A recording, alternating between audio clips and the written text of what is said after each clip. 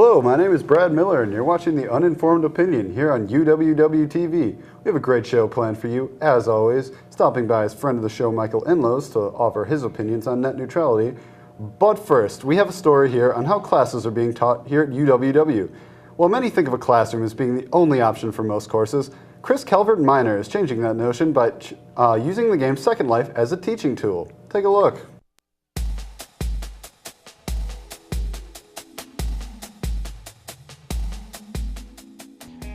Often online teaching is viewed as coursework completed at one's own pace and without a typical classroom experience. This may be accurate, however, online courses do not always have to follow the norm.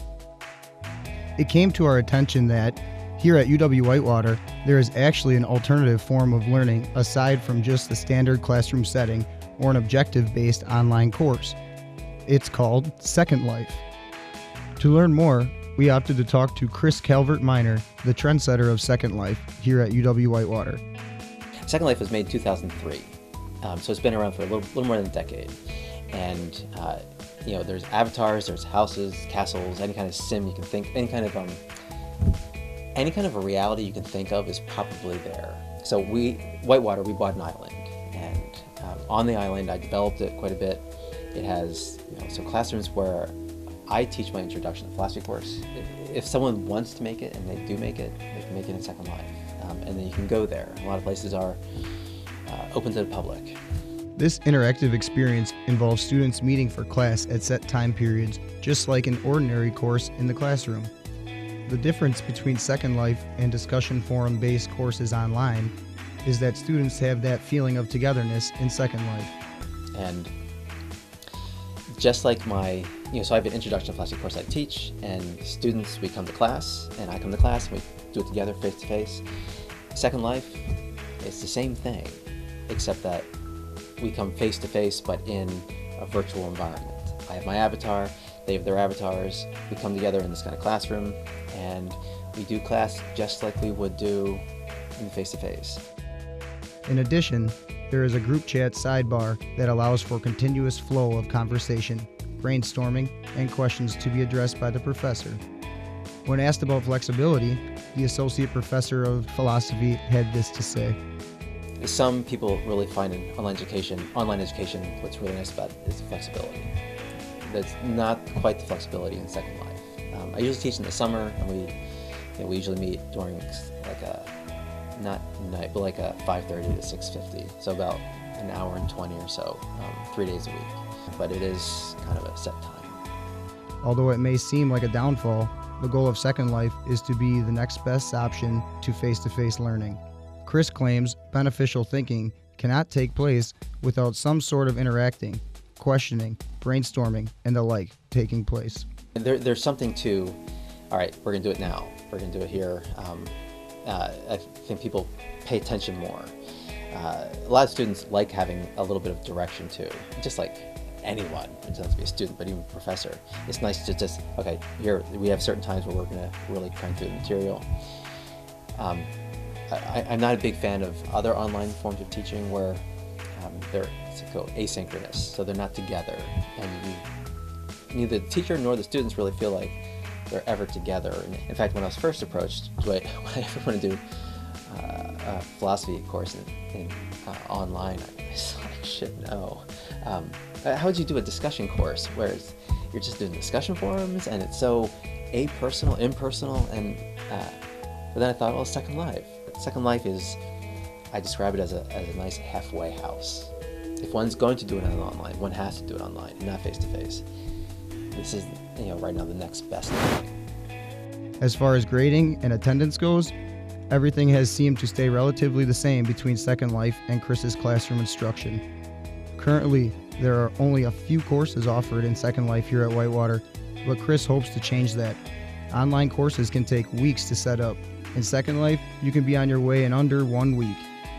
Lastly, for any student who prefers taking courses online, seize the opportunity and expand your learning to new levels. Who knows, maybe you might just pick up a skill or two in the process. I had the opportunity to experience Second Life and see what it was all about. As a student who has taken generic online courses before, it didn't take long before I was sold. If you still need more convincing, stop by Laurentide Hall and talk to Chris for more information. Second Life can positively transform your perspective on learning. This is Mohamed Ahmed-Yahia with UWW-TV signing off. Now, I know some people have reservations about taking a class like this as opposed to a more traditional environment, but ask yourself, what freedoms am I missing out by not taking this class? I mean, you show up to class with no pants on in a lecture and you get thrown out. I know from experience. In Second Life, it doesn't matter. Now, instead of having to run all the way across campus when my alarm doesn't go off, I only have to stumble over to my computer. I can't imagine why all classes aren't like this. But moving on, I now welcome today's guest, an expert on the issue of net neutrality, Mr. Michael Inlows. So Michael, how's it going? It's going wonderful, Mr. Miller. How are you? I'm doing pretty good. You know, can't complain. Got a nice coat on. You do. So Michael, I mean, I know obviously being a TV personality, but you know, for those of us who don't know in the audience, could you explain what net neutrality is? For the mere mortals out there, I'll explain. Net neutrality is kind of the idea that all websites get the same speed of internet, as opposed to possibly bigger websites or websites that are more profitable, if you know what I mean. I know what you mean. Yeah. Well, just thinking that maybe they get higher speeds than other like small internet sites. Like, I don't know, maybe you want to sell tangerine colored coats and you make a website for it. Obviously. So, why are people so fired up about this? Because, I mean, if you ask me, it sounds perfectly fine. If you want faster speed, you should be a bigger website. I agree. Personally, I believe that every company should be a multi-million-dollar company and that they should be able to get whatever speed they want and not worried about like little internet sites that want to sell tangerine colored coats. But I guess some people just like things to be equal. Yeah, I mean, they should be more profitable if they want faster speed. It's as exactly. simple as that. It's like it's survival of the fittest out there. It really is. That's capitalism. Exactly, and that's America. So, how can we stop people from ruining the internet? Personally, I believe that we should judge people and find out if they even deserve internet at all. Right. I mean, I think if they keep complaining, this is kind of like America Internet, love it or leave it. And if you're complaining about not having fast enough speeds, you should probably just be shut off. I agree with that. So would that be something the government would be responsible for? Or of course. Okay. Like the government is all-knowing and very trustworthy. Yeah. So.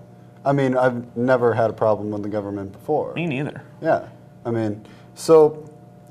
And how do you think if we don't manage to stop this in time, like what is it going to do to the private sector? I think if we don't stop these ne'er-do-wells who want to make these socialized communist internet setup, it could crumble the pillars of society as we know it. I agree. Well, unfortunately, Michael, they're telling us we have to get off the set, but thank you for your expertise.